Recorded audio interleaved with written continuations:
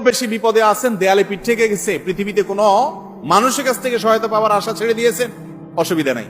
এই তিনটা আমলকে আপনি নিজের জন্য বাধ্যতামূলক করেন, ইনশাআল্লাহ তাআলা হেফাজত করবেন। জীবনে বহুবার আমি আমলটা করে দেখেছি। কঠিন কঠিন বিপদে আল্লাহ তাআলা কিভাবে উদ্ধার করেছেন আমি নিজে অবাক হয়ে গেছি, সারপ্রাইজড হয়ে গেছি।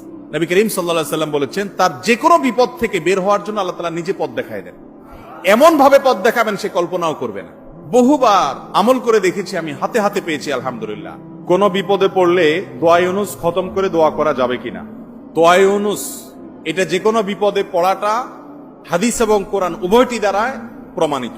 কোরআনে কারীমে আল্লাহ রাব্বুল আলামিন বলেছেন, ওয়া কাযালিকা নুনজিল মুমিনিন। ইউনুস আলাইহিস সালাম বিপদে পড়ার পর তিনি যে দোয়া করেছেন, লা ইলাহা ইল্লা আনতা সুবহানাক ইন্নী কুনতু মিনাজ জালিমিন, এই বাক্যগুলো পড়ার পর এগুলো বলে বলে আল্লাহর কাছে তিনি দোয়া করেছেন, আল্লাহ তাআলা তার বিপদ উদ্ধার করেছেন। বিপদে পড়ার পর তিনি যেরকম উদ্ধার হয়েছেন এগুলো পড়ে আল্লাহ তাআলা কোরআনে এই দোয়ার উল্লেখ করে, এই বাক্যগুলোর উল্লেখ করে এরপরে বলেছেন, ওয়া কাযালিকা নুনজিল মুমিনিন, একই ভাবে তাকে যেরকম এই বাক্যগুলো, এই জিকিরগুলোর মাধ্যমে আমি রক্ষা করেছি, হেফাজত করেছি ওই বিপদ থেকে, মাছের পেট থেকে, একই ভাবে আমি মুমিনদেরকেও রক্ষা করব। নবী করিম সাল্লাল্লাহু আলাইহি সাল্লাম বলেছেন যে ইউনুস ইবনে মাত্তা তিনি যে এই বাক্যগুলো দিয়ে আল্লাহর কাছে বিপদ থেকে উদ্ধারের পথ খুঁজে পেয়েছেন, সেগুলো তোমরা পড়বে তোমাদের বিপদে আপদে। এজন্য বিপদ আপদ, বিশেষ করে কঠিন বিপদে আপনি যদি পড়ে যান তাহলে মুক্তি লাভের জন্য দোয়া ইউনুস বেশি বেশি পড়বেন।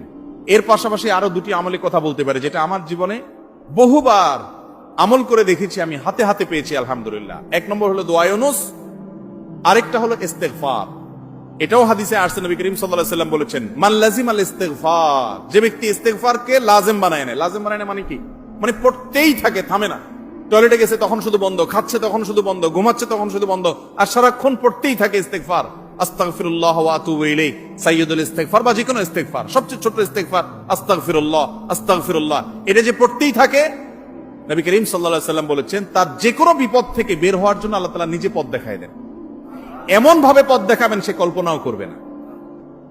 এবং জীবনে বহুবার আমি আমলটা করে দেখেছি। কঠিন কঠিন বিপদে আল্লাহ তাআলা কিভাবে উদ্ধার করেছেন আমি নিজে অবাক হয়ে গেছি, সারপ্রাইজড হয়ে গেছি। নাম্বার 3, দুরুদ। দুরুদের ক্ষেত্রে হাদিসে একই কথা বলা আছে, যে ব্যক্তি দুরুদ বেশি বেশি পড়বে ওই ব্যক্তির সমস্ত পেরেশানি থেকে মুক্ত হওয়ার জন্য এই দুরুদ যথেষ্ট হয়ে যাবে। তাহলে 3টা আমলের কথা বললাম, দোয়া ইউনুস, লা ইলাহা ইল্লা আনতা সুবহানাকা ইন্নী কুনতু মিনাজ জালিমিন, আরেকটা হলো ইস্তেগফার বেশি বেশি, আরেকটা হলো দুরুদ। খুব বেশি বিপদে আছেন, দেয়ালে পিঠ থেকে গেছে, পৃথিবীতে কোনো মানুষের কাছ থেকে সহায়তা পাওয়ার আশা